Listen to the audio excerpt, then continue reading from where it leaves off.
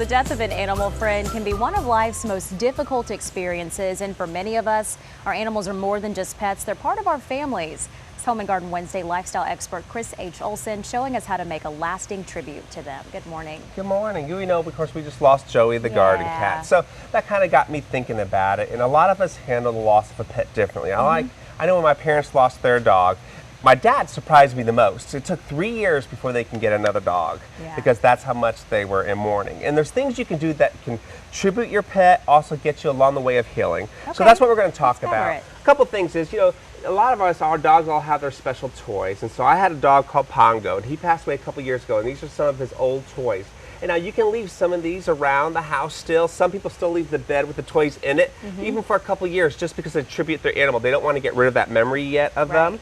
And so that's one way to do it. Another thing is there's so many different pet artists out there now. And if you give them a photo of your dog, they can go ahead and paint your dog. This is Pongo. He always had a little bandana on. So they even did that. But every time I look at it, it's hanging on my wall, I just think about him. It's all good memories. Sweet tribute. Sweet tribute. I like that. Of course, pictures are another way. This is what Pongo looked like when he was alive. He was just one of those laid back dogs, just like Joey the cat. He was just laid back and enjoyed life. So putting pictures around the house or something else you can do. Even lighting a candle in the meantime, if you just lost your pet, it's kind of like it's a tribute to them. So things like that, and this candle says love on it. And you can go online and find many different types of series of pet candles and stuff that you can have that has little sayings and things like on that. And then here's something we did here in this station. We took a clay pot, and I don't know if you guys can get a close-up of this, but we wrote little messages. Everyone wrote something. Michelle, Tom, Elise, you did, Ashley and I did,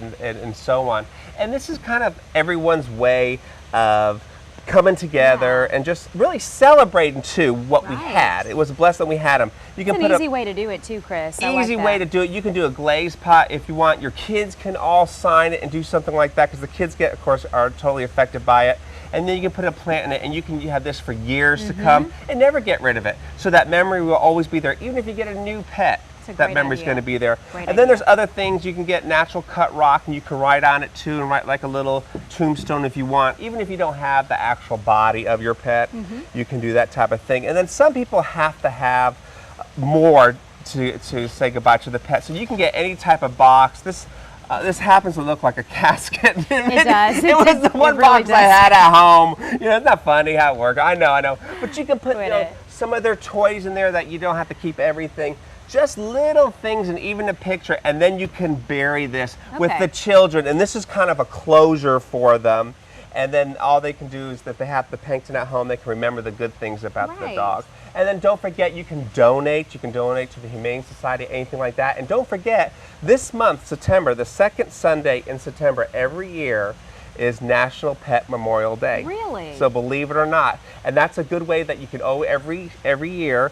Come together that day with your family and remember your pets that you had over the years. Great idea. I'm glad you told us about that. Love that. Wonderful ideas from Chris H. Olsen. Chris, what's your website?